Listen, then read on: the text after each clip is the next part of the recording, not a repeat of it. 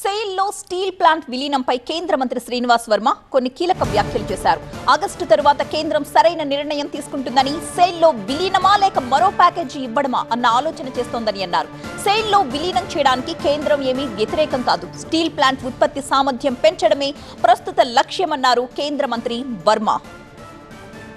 65% వాటా ఉన్నటువంటి కేంద్ర ప్రభుత్వమే కాకుండా 35% ఏదో పబ్లిక్ వాటా ఉన్నదో ఆ పబ్లిక్ వాటా సంబంధించి కూడా ఆలోచన చేయాల్సినటువంటి బాధ్యత ప్రభుత్వం మీద ఉన్నది అనేటువంటి విషయాన్ని గుర్తు తెచ్చుకోవాలి.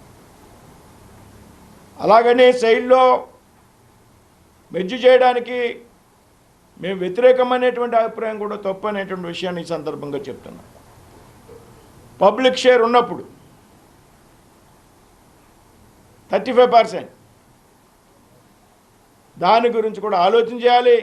దానికి సంబంధించినటువంటి ఎక్సైజ్ చేసిన తర్వాత ఈ ఆగస్టు తర్వాత పూర్తి సామర్థ్యం ఉత్పత్తి ప్రారంభించాక కేంద్ర ప్రభుత్వం సరైనటువంటి నిర్ణయం తీసుకుంది.